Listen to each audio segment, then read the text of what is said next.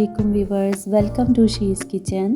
She's kitchen में आज की रेसिपी है बीफ कढ़ाई। बीफ कढ़ाई हम बनाएंगे बिल्कुल रेस्टोरेंट स्टाइल में। जैसे रेस्टोरेंट में हमें झटपट सी कढ़ाई जो है वो 15 से 20 मिनट में तैयार मिलती है, इसी तरह से हम इसे घर पर रेडी करेंगे।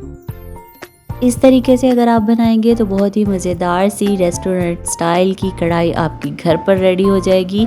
तो रेसिपी अगर आपको अच्छी लगेगी तो जिन लोगों ने मेरे चैनल को सब्सक्राइब नहीं किया वो सबसे पहले सब्सक्राइब कर लें, बेल आइकॉन प्रेस कर लें, और ताकि जो भी वीडियो मैं डालूँ उसका नोटिफिकेशन आपको आपके मोबाइल पे मिलेगा और आप आसानी से वो वीडियो देख सकेंगे।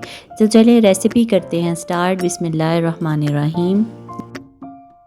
1 किलो हमने लिया है बीफ का गोश्त। 2 से 3 मीडियम साइज़ के प्याज लेंगे, 2 टमाटर लेंगे और उसे हम बड़े बड़े स्लाइस करके डाल दिए हैं प्रेशर कुकर में। और 1 टेबलस्पून भरकर डाल दिया है लहसुन का पेस्ट। 1 गिलास पानी डाल देंगे इसमें, और इसे कुछ भी और स्पाइसेस ऐड नहीं करने हमने। इसे हमने प्रेशर कुकर में गला लेना है। 8 से 10 मिनट टाइम लगाएंगे। विसल बजने के बाद टाइम नोट करेंगे। स्पाइसेस में हमारे पास हैं ये मसाले, जिसमें हमारे पास है नमक, गरम मसाला, हल्दी और सूखा धनिया पाउडर, और साथ में है लाल मिर्च। अदरक और हरी मिर्चें जो हैं वो हम काट के रख लेंगे। 5 से 6 हरी मिर्चें हमने काट ली हैं, और अदरक भी 2 इंच का तकरीबन हमने स्लाइस कर लिया है। 8 मिनट बाद हमारा जो है वो गोश्त गल चुका है। इसे अब हम शिफ्ट कर लेंगे जिस कढ़ाई में हमने इसे पकाना है। तो मैंने ली है लोहे की कढ़ाई, जिसमें हम देखते हैं कि होटलों वगैरह में भी इसी में जो है वो कढ़ाई रेडी की जाती है, और फुल आंच पर इसे हम पकाएंगे। जैसे ही थोड़ा सा पानी इसका ड्राई हो जाएगा तो इसमें शामिल कर देंगे तमाम मसाले, जिसमें हमारे पास है नमक, मिर्च, हल्दी, सूखा धनिया पाउडर, और साथ में है ½ टीस्पून गरम मसाला पाउडर। इन तमाम मसालों को डालने के बाद इसे हम 2 से 3 मिनट तेज़ आंच पर भूनते जाएंगे और इसे अच्छे से मिक्स कर लेंगे। अब हम इसमें शामिल कर देंगे 2 प्याली के बराबर घी। घी शामिल करने का मकसद ये है कि जो भी रेस्टोरेंट में या ढाबों पे हम कढ़ाई खाते हैं उसमें घी ही शामिल किया होता है, और घी से कढ़ाई गोश्त का टेस्ट बहुत ही ज़बरदस्त तैयार होता है। अगर आप चाहें तो देसी घी भी यूज़ कर सकते हैं, मक्खन भी यूज़ कर सकते हैं, लेकिन ऑयल में इसका वो टेस्ट नहीं आता जो घी में हमारी कढ़ाई गोश्त का आएगा।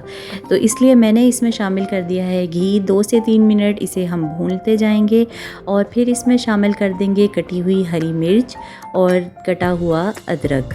ये सारे स्टेप जो हैं आपने फॉलो करने हैं। इसी स्टेप की वजह से आप देखेंगे कि जो गोश्त आप पहले बनाते थे और जो अब इन स्टेप्स को फॉलो करके आप बनाएंगे उसमें बहुत फ़र्क होगा। कोई भी तारीफ़ किए बगैर नहीं रह सकेगा। तो अब इस स्टेज पर हमने डाल देना है, जब ऑयल हमारा आने लग गया है तो इसमें शामिल कर देंगे 1 कप के बराबर दही। दही को अच्छे से फेंट के डालेंगे ताकि इसकी वो जो गुठलियाँ सी बनती हैं, लम्ब से हैं, वो अच्छे से मिक्स हो जाएं।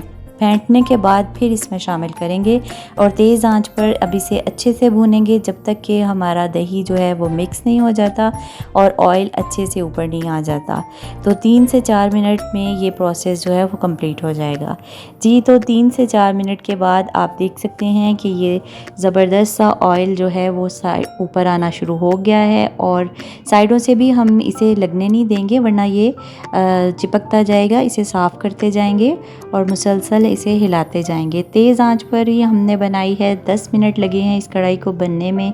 बहुत ही ज़बरदस्त खुशबू आ गई है, ऑयल हमारा आ गया है। लास्ट में हमने सिर्फ इसके ऊपर डाल देना है धनिया, फ्रेश धनिया हम इसके ऊपर डाल देंगे, और काली मिर्च डाल देंगे।